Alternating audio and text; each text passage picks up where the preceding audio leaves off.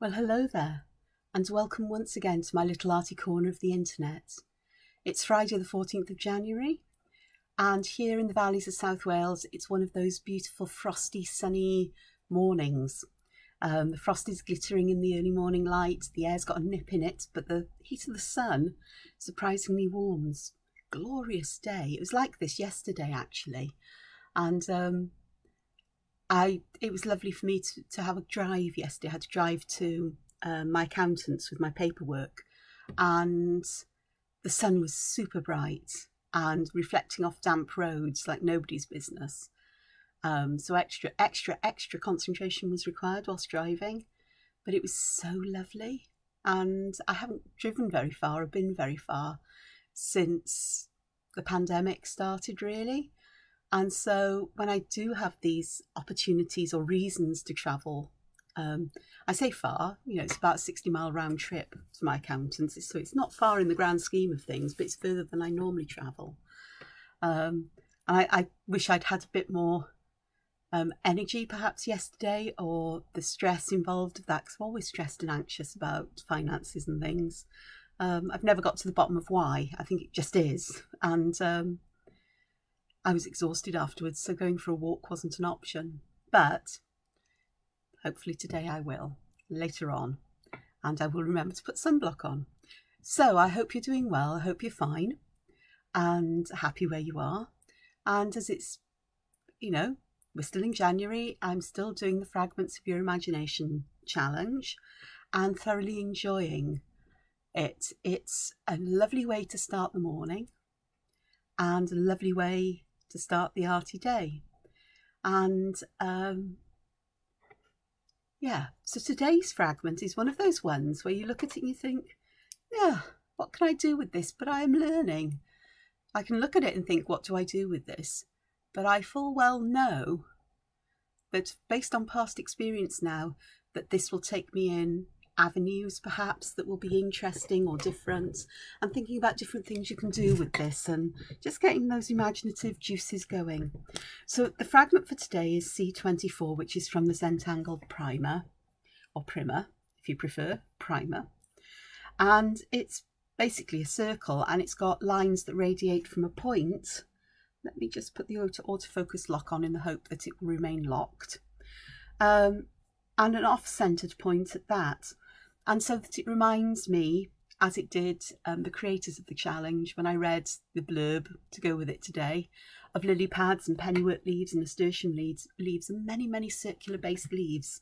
There's the lovely, what are they called?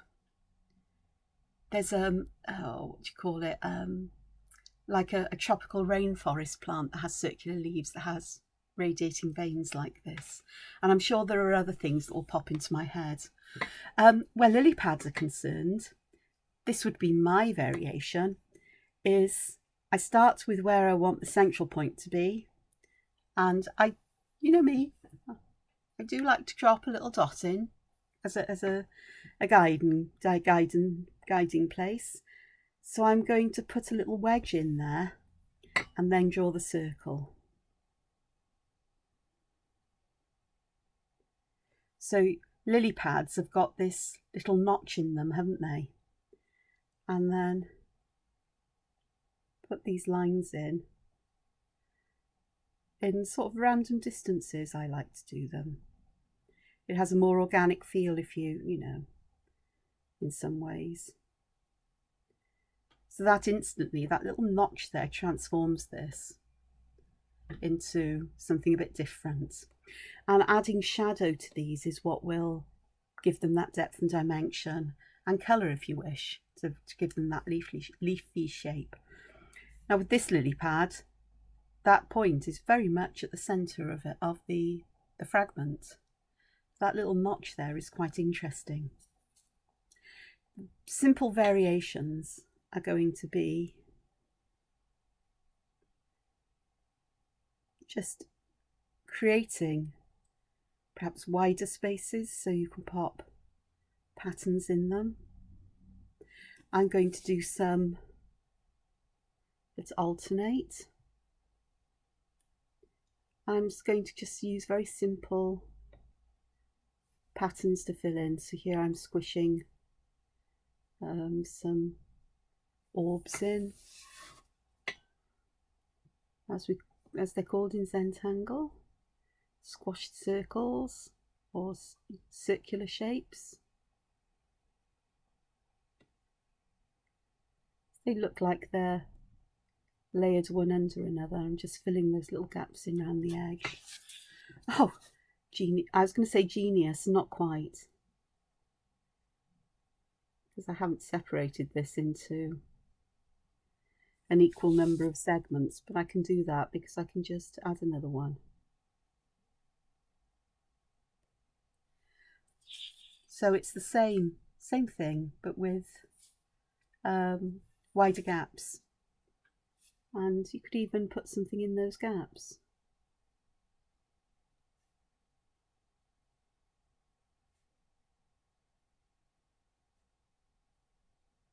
So just to fill those in if you wish.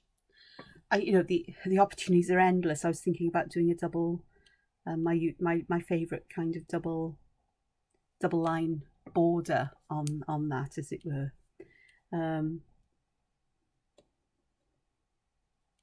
But again, we could just draw them with those thin borders between them. And when you put these borders in, I feel it gives you a better opportunity to actually put pattern into each of these segments on the shape.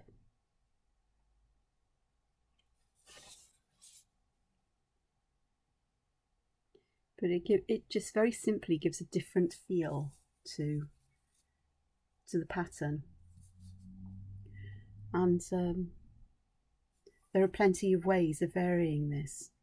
Now the next one I'm going to do is something that's only just cropped in my head. I think it's because I've got the idea of leaves going on. And this is to branch these lines as we go down so they look more like veins in a leaf.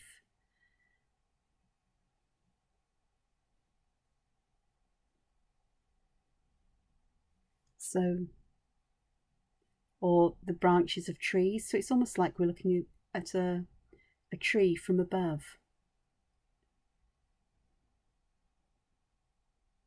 So that's quite an interesting variation. It's taking it to something completely different, except it's sort of built up in the same way.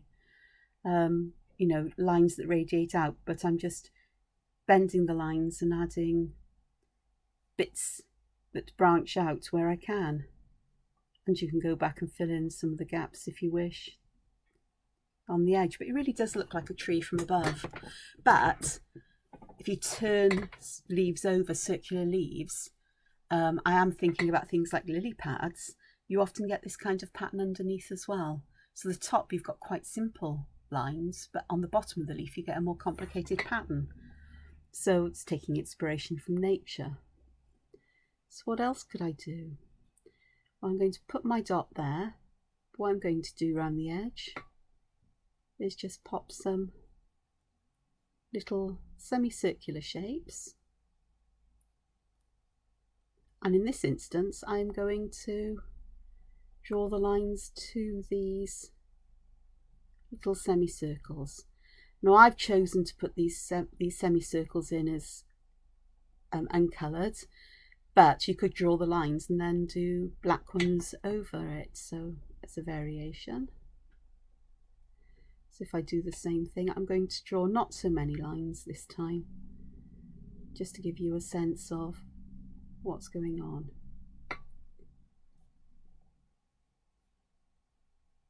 So it's the same thing, it's just a different way of doing it. If you want these left open, you need to draw them in first, that's all. Or draw the line part way down and then fill it in. There's plenty of ways of doing it, it's whichever way you prefer.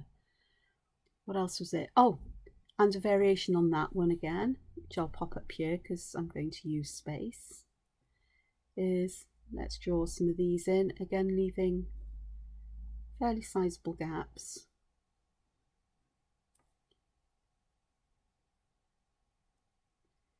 And pop those semicircular lines in between them.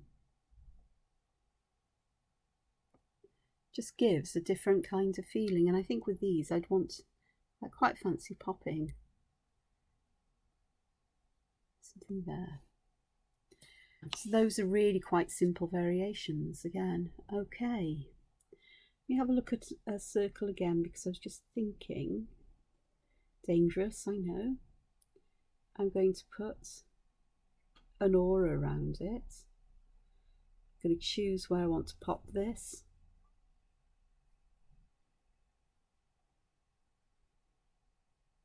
And I'm going to do nothing more than put the original fragment in the centre. So it's sort of like a weird kind of bicycle wheel that's off centre. I hope you've seen these, because I've just realised I might have been out of frame. Sorry if I was. It's because I'm zoomed in. I'm not thinking about where things are. Yeah. I apologise if that happened, but you can see what I've done. This one actually reminds me of something like a sea urchin.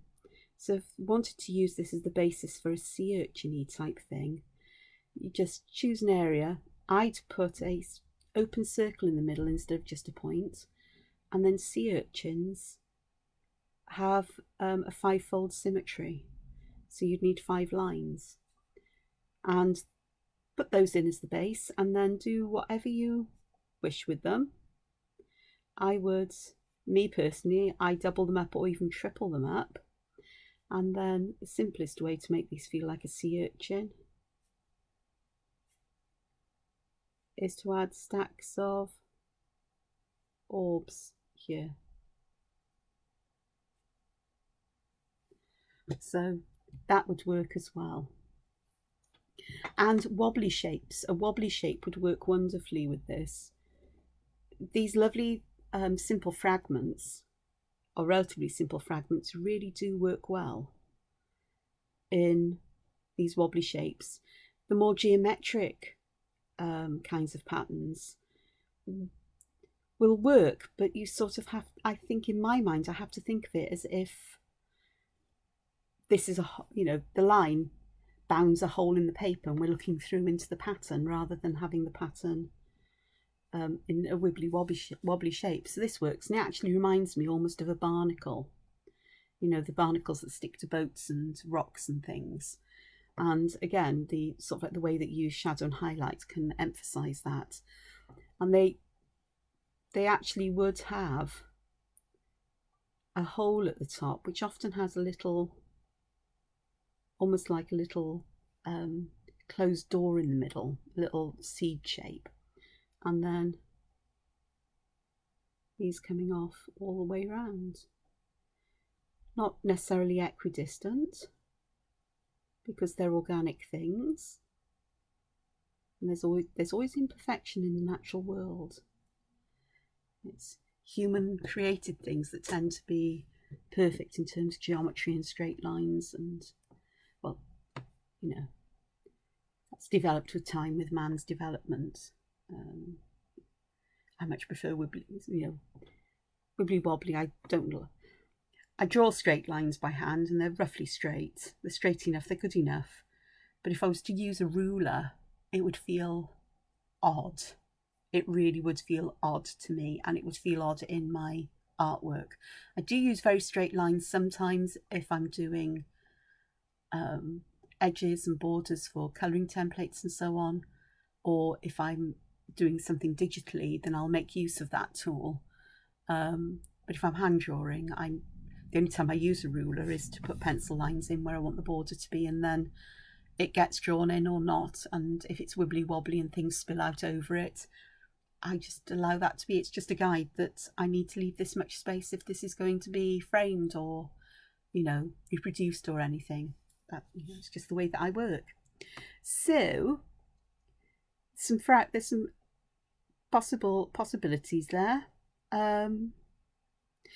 The other possibility is that the original fragment does have straight lines, but gentle curving lines. So here I've put 2 lines coming down from the centre, and I've slightly bent this one out and slightly to the right and this one slightly to the left. And I'm just going to echo that around. So it gives a more puffy kind of shape, I suppose. And if I was to make that a definite spot, it can look like these lines are disappearing there. So we've got a more spherical feel to it than the straighter lines. The straighter lines being offset do give it that feeling of dimension. These really do. And if I go with the wibbly wobbly shape again and pop this in as if it's a barnacle, then by using curved lines, I really can get that sense of volume. It reminds me of the Zentangle pattern. This reminds me of is Pepper, is it? I think it's Pepper, where we have lines that go like this, and adding some extra ink to the bottom of the lines can darken the edge and give it that feeling of really bending, being in shadow. And just enhancing that 3D-ness. Up here you can do the same, and it will just give that feeling that they are just going behind that central bit. So that's a possibility as well. And I quite like these with a border around them, I do have to say.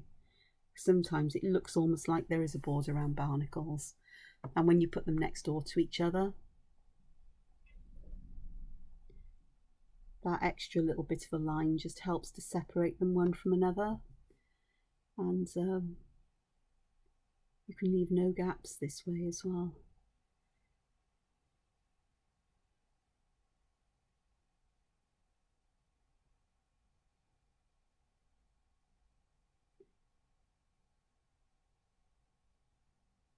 There we go, so something like that. So that's fun. Okay, what about other shapes then? Well, of course it's going to work in any shape that you choose, because it really is a very simple radiating line shape. So let's do a circle, offset it, a circle, yeah, a dot in the middle, offset it, and then just have straight lines that radiate around. I am tempted to pop them into the corners first and then just split them up, or not. So it works, easy, simple, and of course it's easy and simple then to do the same thing that we've done elsewhere. And yep, I am putting a border around these, so let's just pop one here.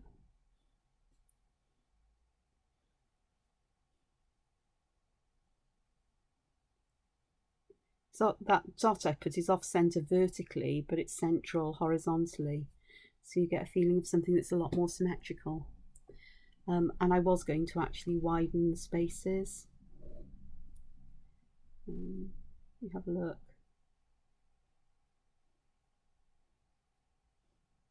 I'm going to do it to the corners, and I'm just going to split each side then into two. And, oh, except I didn't there, did I? I may have an odd number of spaces, but we can sort that one. And so I just simply fill these with the simplest pattern there is, apart from just colouring in plain black lines. There we are. So that is just something you can do quite happily. And you could put, you know, the double edges on each side if you wish as well, just to separate them. So that's going to work no matter what you do, and it's going to be the same with pretty much every shape you can think of. I'm just drawing these while perhaps some other inspiration for what we can do with this comes to me.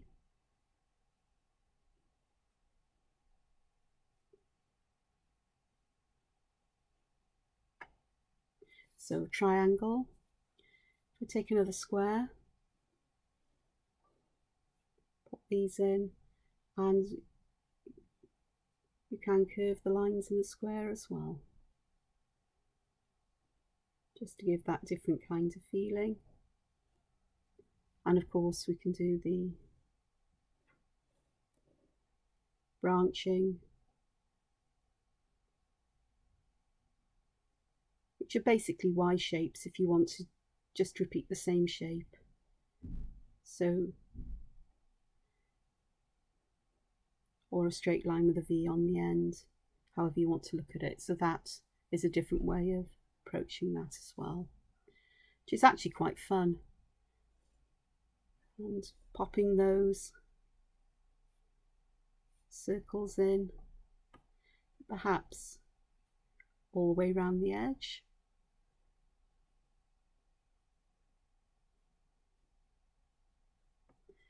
Gives a very geometric feel to what is quite an organic pattern, just by making those lines very rigid.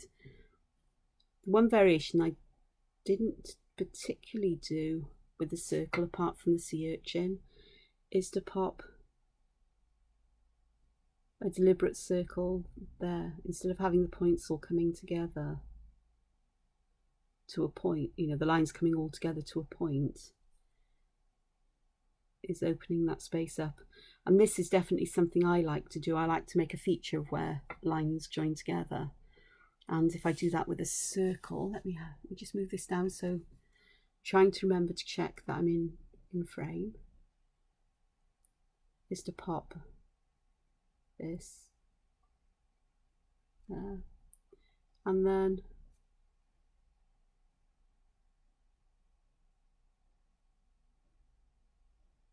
like this.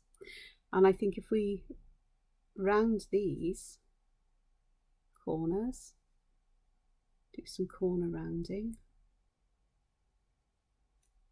then we get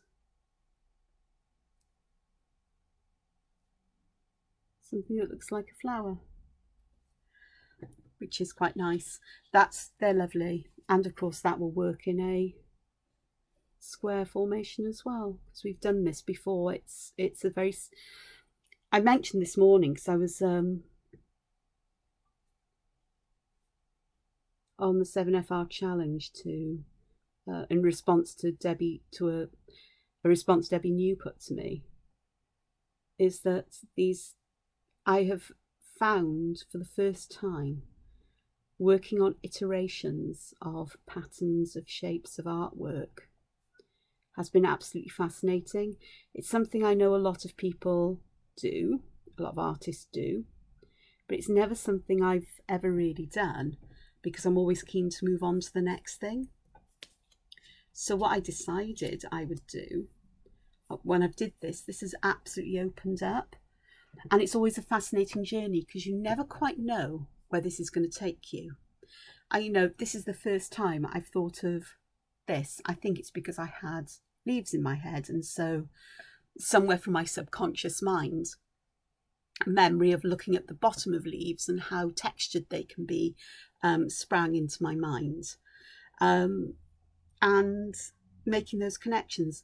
And sometimes I've seen it over the past few days. You try something, you think, I don't think this is going to work, but let's have a look. And you go, no, it doesn't work, but perhaps if I do it this way, it might work, or I'll feel happier about it. Or I'm not happy with this, but let me try this and see where that goes. And it's sort of like you never quite know where you're going to go.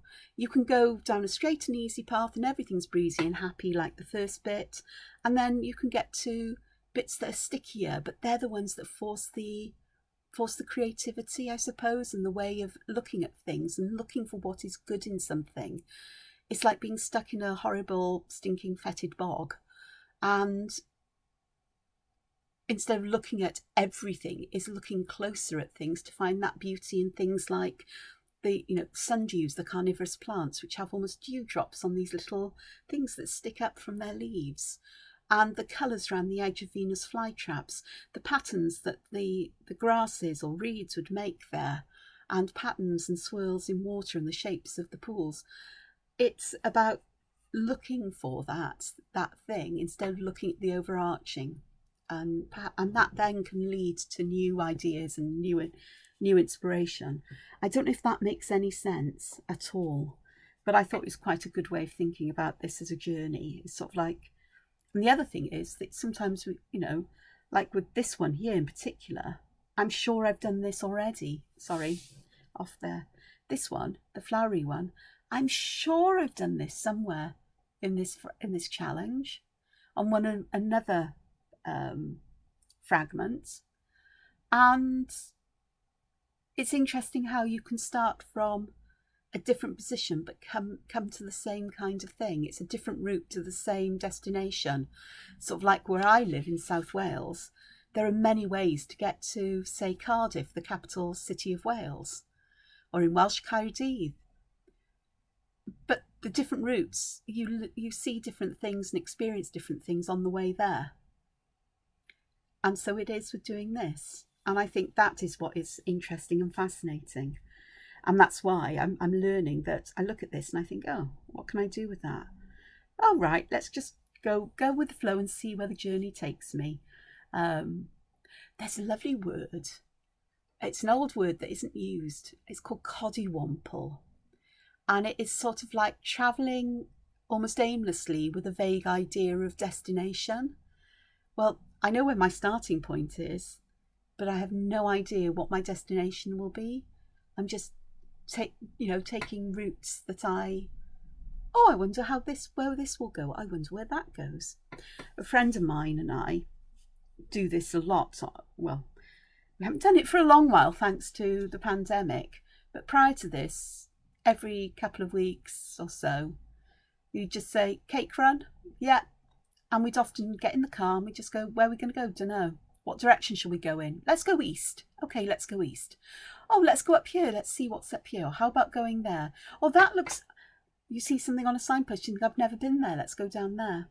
And we just end up going to random places that we hadn't planned to and having a lovely day out. And we also know that we can always find our way home because we have sat-navs. And so we don't worry about getting lost. Or if we suddenly decide, actually, we're not far from such and such, we're not far, say, from Bath or from Wells, why don't we go there for lunch? So we'll just shove that in the sat-nav and get to Bath or Wells or wherever we happen to be. I use that because, yeah, actually we haven't been to Bath. We've been to Wells. Beautiful cathedral in Wells. I love Wells Cathedral. It's got wonderful scissors arch inside. And these amazing stairs that lead up to the, what do you call it? It's not octagonal shaped room. Oh, it'll come to me. And they're so worn, and it's amazing because they go up, and you've got this really awkward kind of veering off into this chamber where all the high bishops and priests or whatever from the diocese would sit in sort of like conclave or council. And it's really unusual and very strange, and it's very disconcerting because we're not used to stairs like that. Just absolutely wonderful. It'll come to me what the name of the place is. So there we are. So yeah, so I never quite know how these are going to take me, and I'm quite enjoying that kind of destination or that kind of idea, and just trying things out. What happens if I do this and do this and do this and keep drawing things over and over and just altering them? Okay, so a triangle is going to be pretty much the same as any of these. We can do the same kinds of things. I can't see that I could I do much else? I don't know. Yeah, let's have a look. Draw another triangle.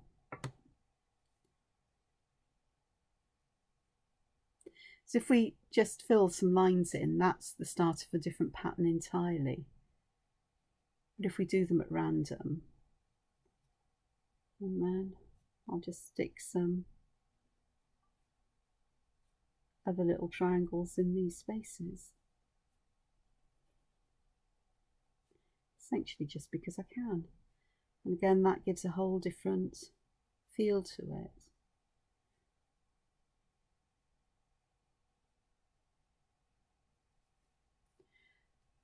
if this was to be put into a reticulum, you really would, I think, you know, the organic nature of this would kind of work, but you'd have to sort of join lines up and things to make it feel comfortable, I suppose, is the word I want to use. Again, if I round the corners and do this and pop a line in there, you know, one of these circular shapes in here, then this has the feeling of being a seashell of some kind.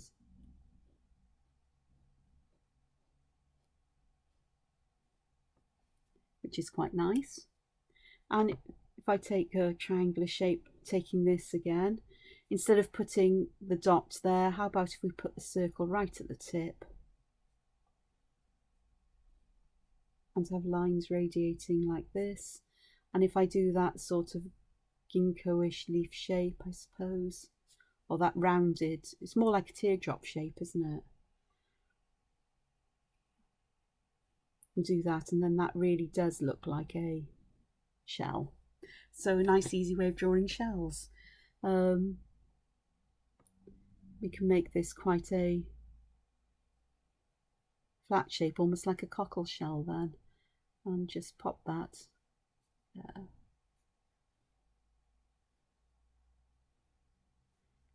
And if you really want to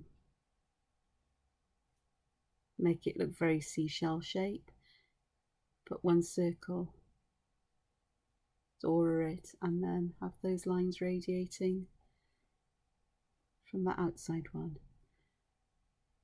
And to complete that, just a couple of little triangles on the side, so straight out and back in. There we go. So shells from that, so those work nicely. There's a thing going on here, isn't there, with shells? Okay, teardrop shapes work nicely, these two. What about seed shapes? Well, of course they're going to. And going to pop one here.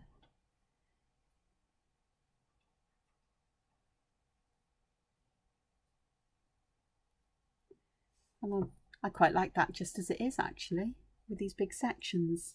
And that's something else that we could play with these. So if I go back to the circle, let's pop this in. So off frame, so pop this in and do the same. Let's draw the line straight through and then just add lines radiating off, and I'm alternating them so we've got a roughly symmetrical shape. So that's quite nice. I like that. It's a variation on a theme. So that's quite a nice thing to do. And it would work with something like a triangle. We're tempted to go right out to those sides first. And that works quite nicely. That's actually quite interesting. Put lots of lines on the other side and it gives that feeling of it being in shadow. And it's bound to work with a square, but let's have a look at doing it in a different way with a square.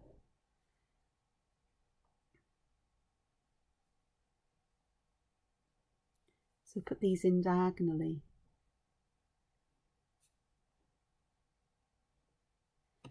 So I've created a smaller square in there. Just pop those in. But I could do it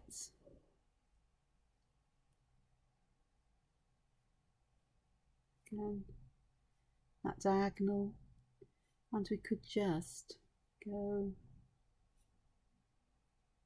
So there's more of a different shape there. It's less square shaped. So that's possible as well. Don't know how they'd go together in a grid pattern. You'd have to rotate them, I think. Not necessarily, but they would be interesting to do, I think. Just something different.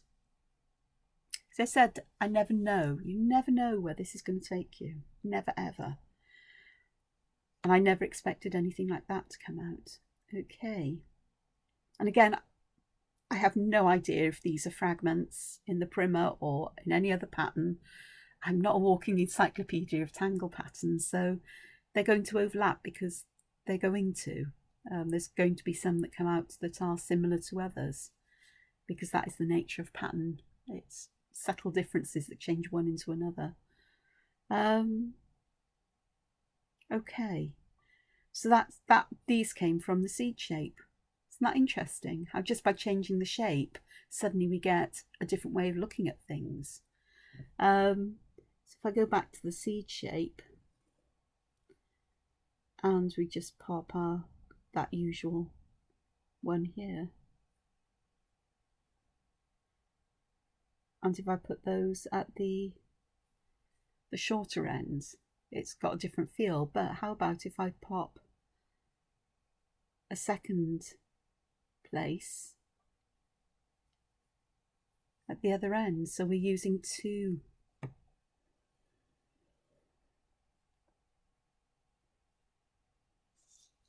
So we're using two circles.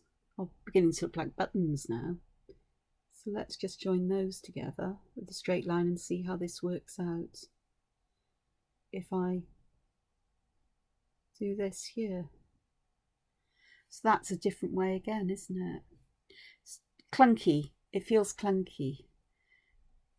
But I think it could be interesting if, have a think. I'm going to put two in. I'm just going to have these going round like this. And this is where the fun comes in, because I now want to do lines radiating from this.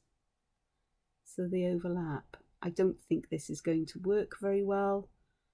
It was just a thought I had, just to see what happens. It looks messy, but it could be interesting if they're done in different colours, I think, perhaps, or perhaps more with a hollyball kind of feeling, where you have planks coming out that overlap. Let me try that, because I'm going to pop them on here, and I am going to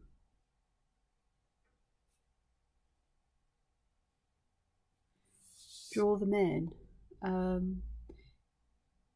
an alternating fashion, so that I can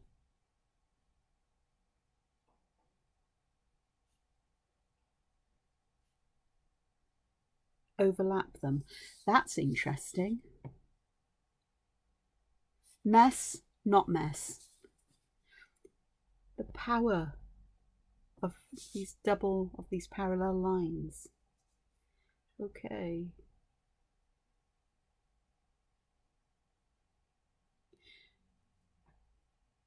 Can't really fit any more in without losing some of that space, but you get the idea.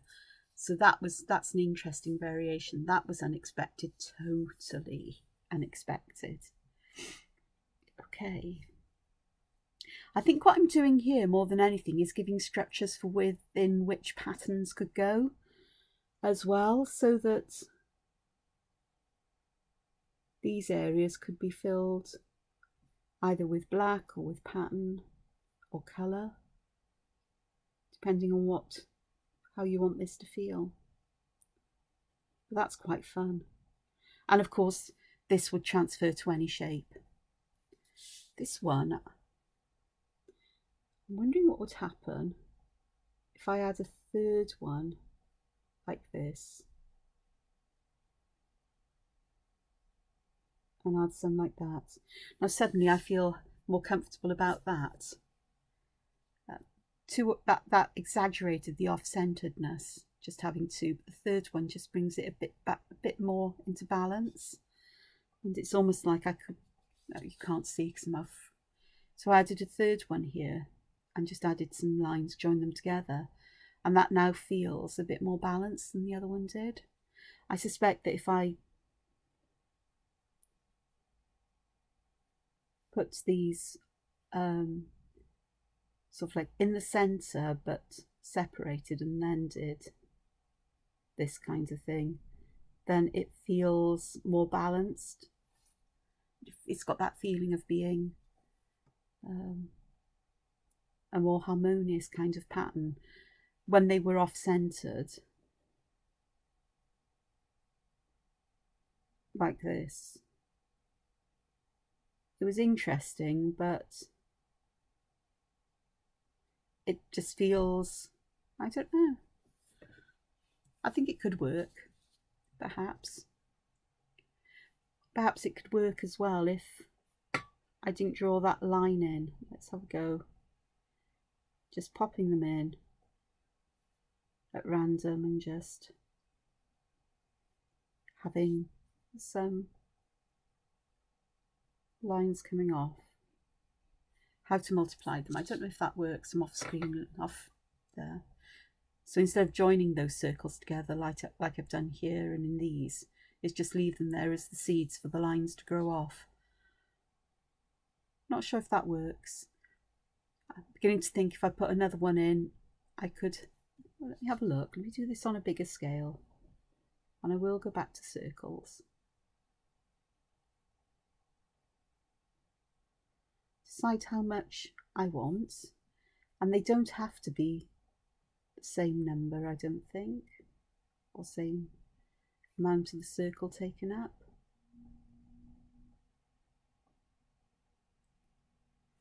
And then if I draw another one in, then its lines are going to butt up against some of these others. And I think that's how we could end up with something that's quite interesting, to be honest.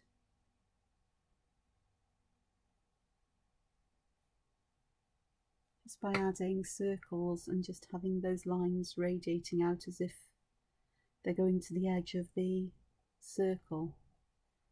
And then we'll get one in the middle, which I think I'll just radiate all the way round from, just to fill that space in.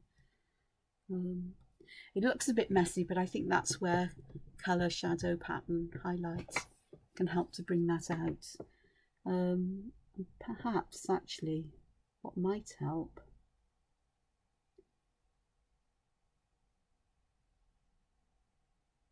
is filling that central area in black.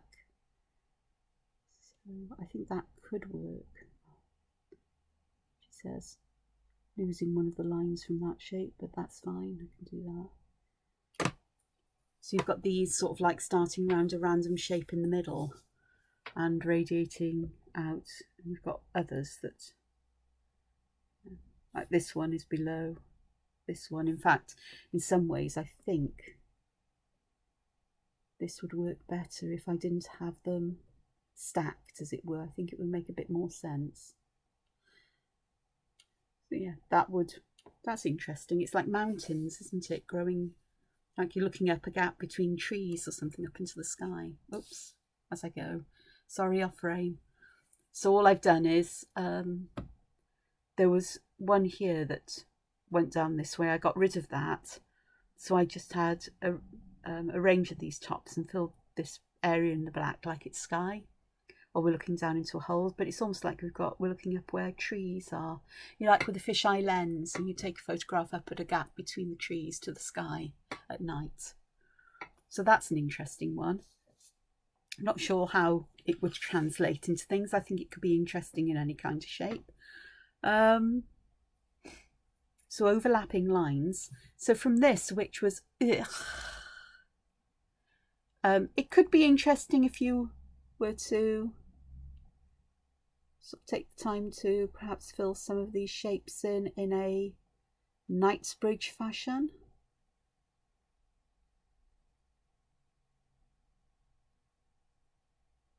I've just thought about that, because that then it creates a random pattern, and out of that randomness, that chaos, this will help to bring some kind of order. So I think that could work. What do you think? I'm not going to spend hours or lots of time filling all of this in, but if I do roughly half of the circle,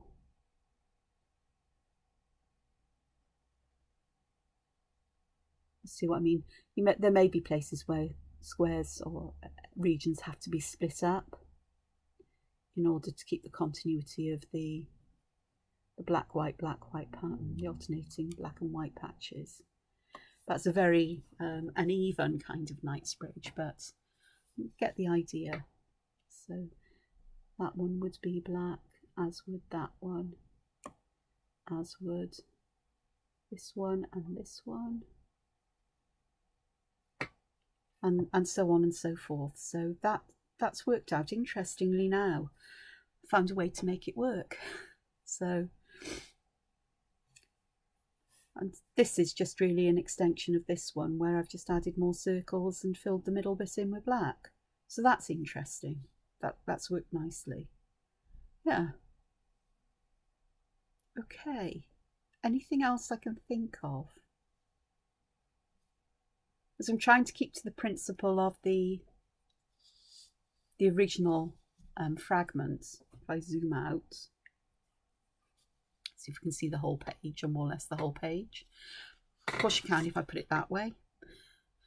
So the original fragment has an offset point and lines coming out.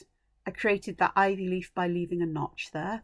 I haven't done a notch with any of the other shapes, interestingly, but you can do. I mean, these ginkgo shaped leaf, if we put some notches in here along the bottom, because they often have these notches in them, and then have that point where the all lines go up to, then this is a perfect way of approaching creating a ginkgo leaf. There we go. So, and if we want it, perhaps the notch is not quite so big, then that would work as well. Start with the lines from the tops of the notches, and then just divide these areas. I'm going to divide them into two. So that works nicely as well. There we go.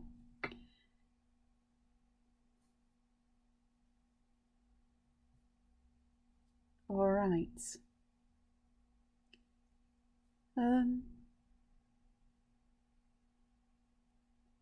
My head is going to sort of like a crystalline shape, and I think that could work quite nicely actually if we take this kind of thing and we pop that point offset, and we use perhaps curved lines like this, and I'm going to thicken the outside border just to really set it off, and then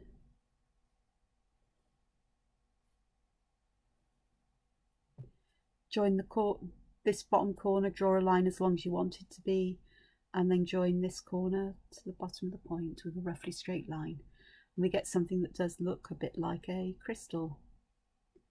I'm just going to create an edge, a border there, just by oring these lines, the outside edge of that original square down here. So that would work, and that shape you can create this with any kind of shape, and I've done that certainly in previous videos.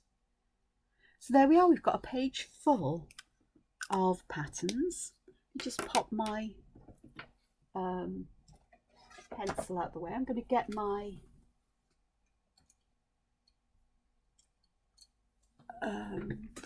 Carbothellos and some tortillons and things.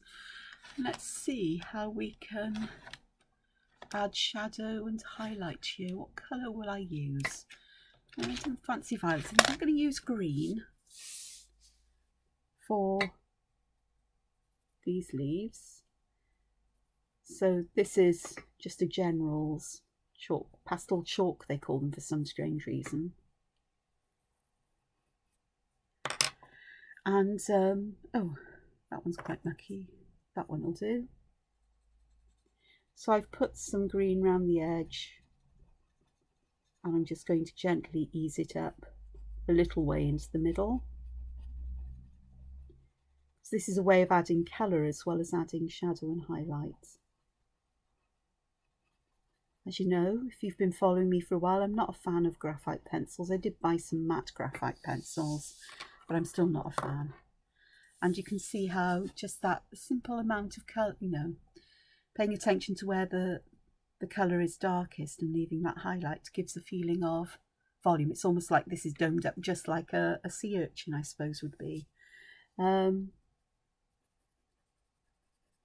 This one, if I just pop the colour, is it grass green? Oh, it's not, it's indigo. It's indigo blue. It's fine. I can live with that. It'll combine with the yellowy colour of the background to create a kind of green. Do it this way and leave the highlight round the edge. That's quite nice. And this one I'm going to pop the chalk in these sections, but on the outside edge. This is another reason this is such a good thing to do. If you haven't thought about doing this, it gives you a chance to practice or to see, what if I do this? What happens if I put shadow on the outside instead of at the central point? I'll put this, you know, I do the shading there.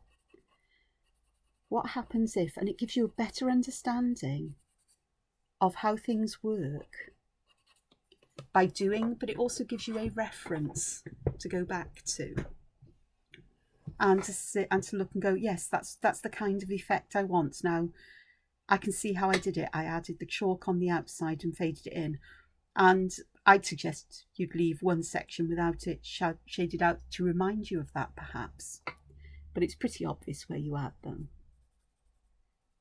With this little shape here, I'm going to add these shadows, colour just here, mainly towards the centre. I want to leave a white edge, but I also want to add some right at the very edge of these flowers.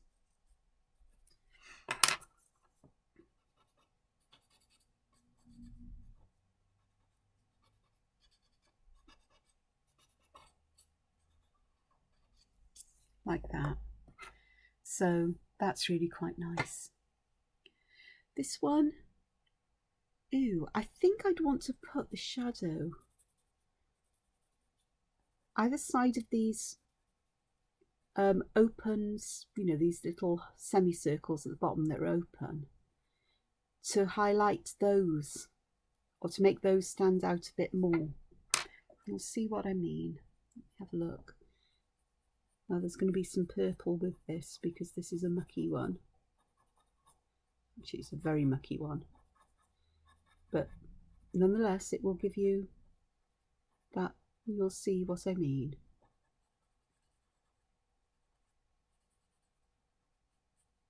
So those will stand out. Obviously, you could just add shadow, you know, the chalk all the way around, spread it out, and then these you could fill back in with a white gel pen or a gold gel pen or silver or anything else you'd like to. All right, let's try different. I've got more space to play with here, so I'm going to put chalk down one side of these segments, but the same side. So I'm going around and making sure it's on the same side, and then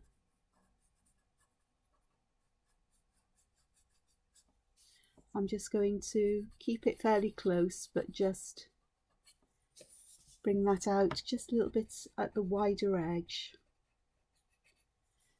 to widen the shadow there a little bit. Ooh, and that reminds me of something you could do here. Okay, let me go back to my pen. I'm bound to have some space here to show you this one, because this is a good one. Have I? Yep, we'll squeeze it in here. Let's go to a different page. This one's crazy. This is Distress Oxide, so the colours really show up, but I'm going to use it anyway. I'm going to pop that circle in the middle, and I'm going to divide this quite geometrically, and there is a reason for this. You can do this asymmetrically if you wish. And then what I'm going to do is I'm going to start at the point of one of the lines, and I'm going to draw a straight line so it is a little bit down. You can see what I mean. It's sort of creating a triangle there. And I'm going to do this all the way around, trying to keep those gaps consistent. But the lovely thing is, if I don't, I can always go and increase them, because if we colour this in, which I am going to do, and this pen won't like it. I don't like distress oxides because they've got this powdery pigment that comes off, but it's okay. It'll be fine.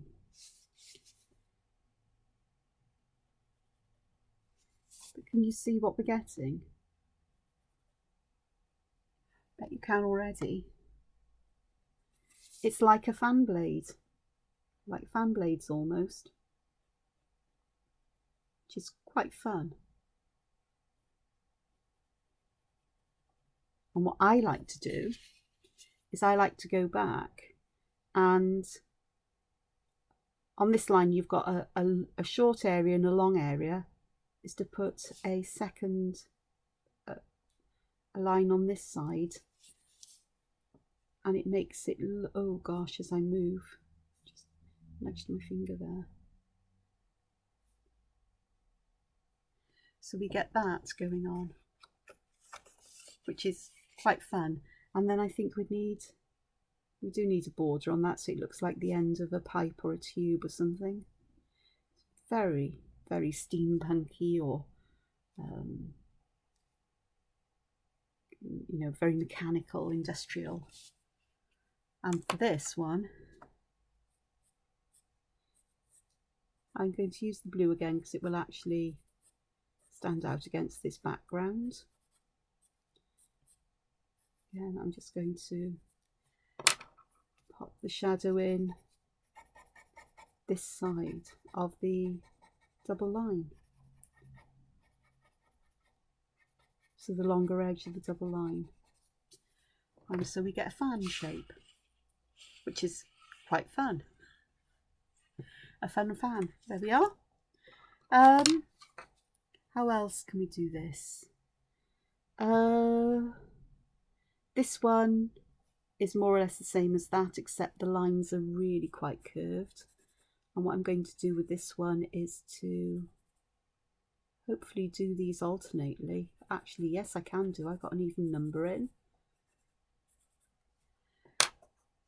Just close my pen top up.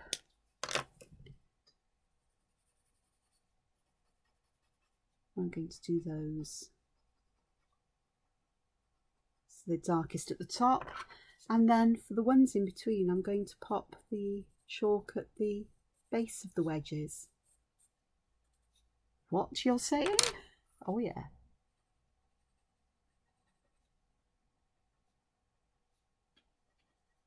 Don't notice it so much at the top, but on the sides, at the bottom and the sides, it really does give a feeling of weirdness. Of these ones seem to stand up and these ones seem to go back. Where the blue is, they seem to go lower than the whiter areas, so you get a strange sense of dimension going on, which I enjoy. I enjoy messing about with things like this. Other things, this one would be quite interesting, because I think I'd put the shadow along where these overlap to begin with. So let's have a look. Let's bring out these overlapping areas a little bit, and perhaps at the bottom.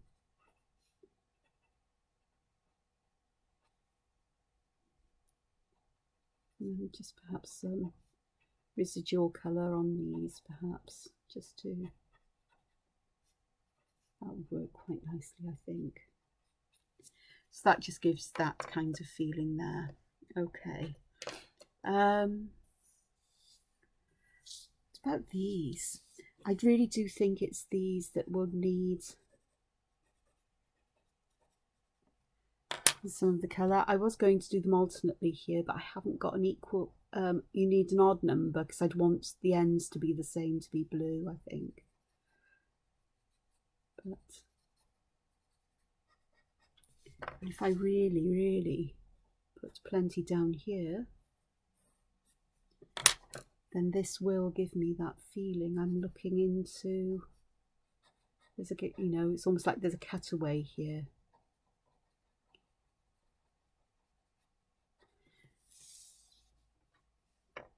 Almost. Okay, so 1, 2, 3, 4, 5, 6, 7, 8. That's an even. Yeah, you get the idea. They're all even numbers. Oh no. My shells,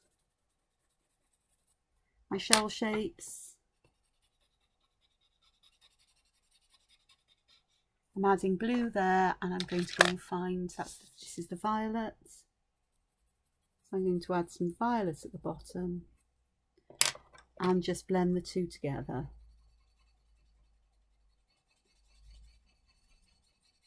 So I can colour them in like they are. Like they're completely, like they're coloured, and then I can just use what I've got, a charcoal, white charcoal pencil here, which is picking up some of the colour. But I can add some highlights with that. And I don't have a very clean end of a thingy here, so I'm just going to gently blend it, but it gives a little bit of a highlight. A gel pen would do it even better. So I'm going to go and find a gel pen. Oh, this is a souffle, which will be fine. It'll take a moment or two to dry, but you'll get the idea. I'm just going to pop some white at the top there. And again, I can pop some souffle here just to bring these highlights out.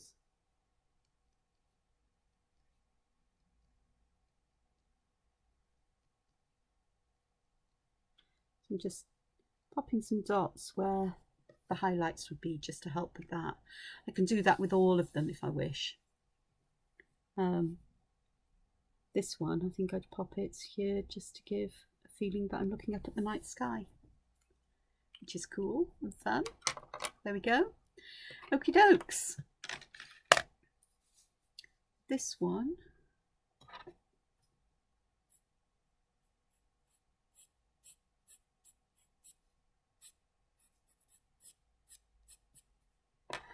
I'm just going to add, this happens to be purple. I'm going to add the purple there and have it fading down, because logically, if this is a crystal, then where the crystal's thicker, the colour will be darker, and where it's thinner, it will be lighter. And then do the same here, so that central bit is where it's really purple. And then towards the edges, I'm going to leave them practically colourless. Well, you know, just the background colour, devoid of purple. And I will add a bit of sparkle on this here and there. Just take a little while for this to dry, because it's said it's the souffle pen. And the souffles do take a moment or two to dry, but when they dry, they're really opaque white. Much more opaque than the jelly rolls, which is what I like. Right, the one that I think is I need to do, and I do have a grass green here, is this. And I think you could take these almost alternately. I say almost because it's sort of like it's thinking about how you can separate the areas out. I'm using grass green here for this one, with blue from this tortillon, or pig stump technically. So I've got that grass there now, grass green. I've got that green there. I can pop a bit there, but I can't really pop any into elsewhere. But then I can go and choose a different green, perhaps. I'm looking for a different green. Oh,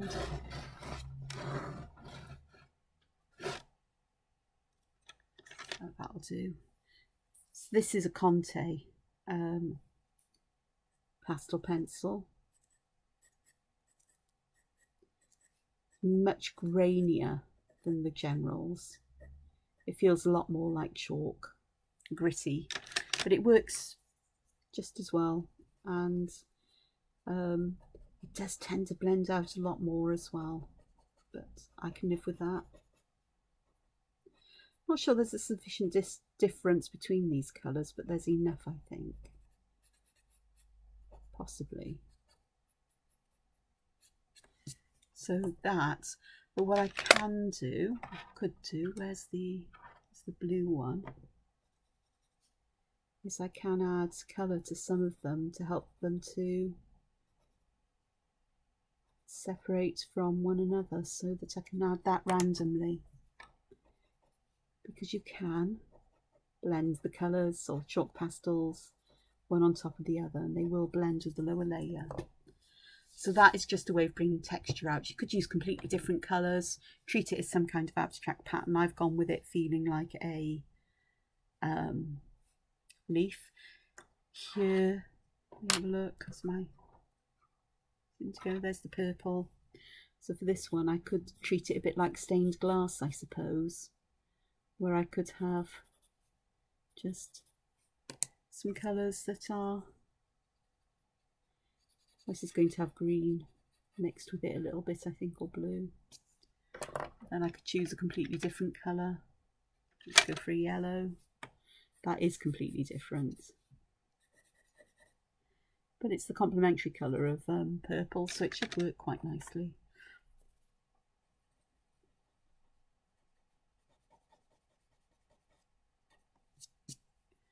And yeah, different colours. So I've got a lovely, this lovely blue here. It'd be quite nice, I think. Let's just have a look at just colouring this in and creating something that really does look like stained glass, with all the glorious colours that you get with it. Putting a lot of this lovely magenta in, because I'm a bit of a fan of magenta-y colours. Well, prefer the more blues, the raspberry colours. And then I'll just fill that in. So that's another possibility. Not a lot of shadowing going on, shadow and highlights, but again, I can add that highlights if I wish,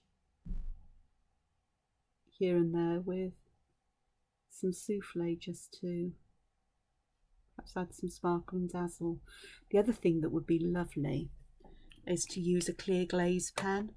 Now, I do have those somewhere, along with what do they call them? Sakura do them. The starlight, is it starlight ones, which are the very fine glitter, and they do a clear star, which is clear glitter, and then seal that with glaze, and you'd get a lovely feeling of glass with that. That would be lovely. Let me just look for them, because I know where they are. I do know where they are, because they're in this box here. They are. But it's making sure I've got them here. Right. That's an empty souffle. I don't think that's clear. Oh, there's my clear glaze. I have to look for the clear top. I now need to find the clear star. I think that one's clear star.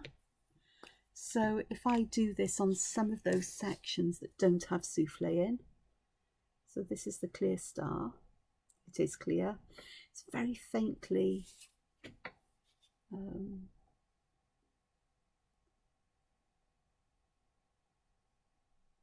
I'm not too worried about getting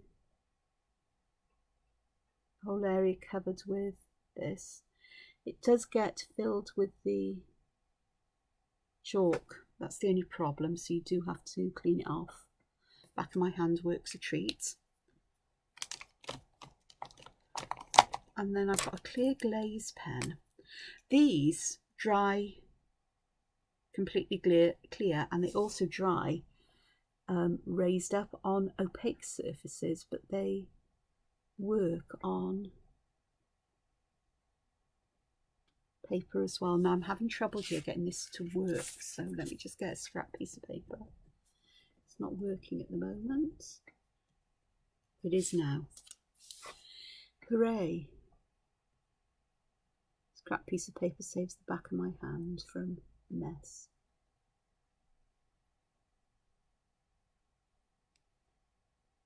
And like all of the jelly roll pens that Sakura make, all of the gel pens, you need a very light touch, and the ink flows really well in an abundance, and I wasn't doing that in these very first areas.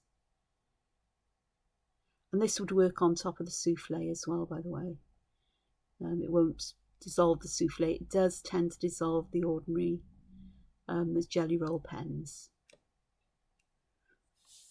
and move them around. So I'll add some here where I haven't got any glitter in these sections, but there'll be some glitter that I've picked up, and I will add some on top of the souffles in this section as well.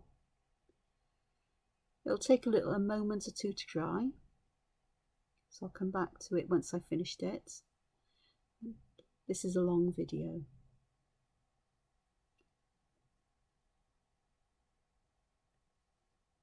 And as you can do, Sakura do make lovely, lovely pens. I do wish they did the souffle in a smaller nib size, really. Right, if I got all of them, I think so. Not this one. Nor that one, I think. Missed that one out. And that one. Oh no, that one was done. Just add a bit more there. And there. Just on the edges. And just leave it to dry. It does take a little while, but not too long as well. But I do find that lovely to use. Okay, so we've got those. So it is just with that little bit of I suppose a little bit of thinking about where excuse me, where you'd like things to be darkest, even with colour. Shadows, darker areas can be added with colour rather than graphite, and that's why I prefer my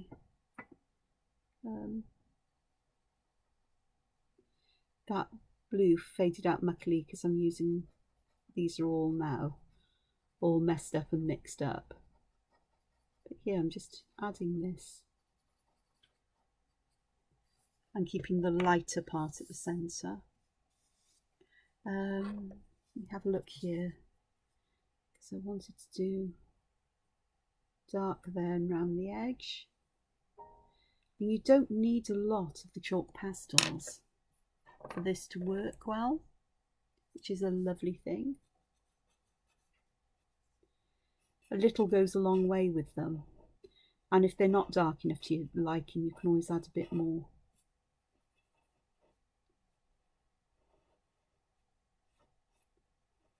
Yes. So there's another one that's got that highlight there. And let's try and keep the highlight on one of these. Now we'll use that green again. And from the end, and what I'm going to do is I am going to take the shadow up the middle area as well. Well, not the middle, the outside edge. So I want the outside edges to be mostly shadowed, and to have that highlight there, is to think about that and shape the chalk pastel where you put it. I can add a bit more in the corners, I think, so the corners are a bit darker, and up here again. So I've got some difference. And this is the lovely thing about chalk pastels. Quite forgiving in their way. And you can erase some of them if you create a mistake. So I've got quite a few things here for you today. So I hope you've enjoyed this. I certainly have. It's been a lovely way for me to spend an hour or so, which is always the case with me, I do have to say that. I think this is ginkgo leafish in colour.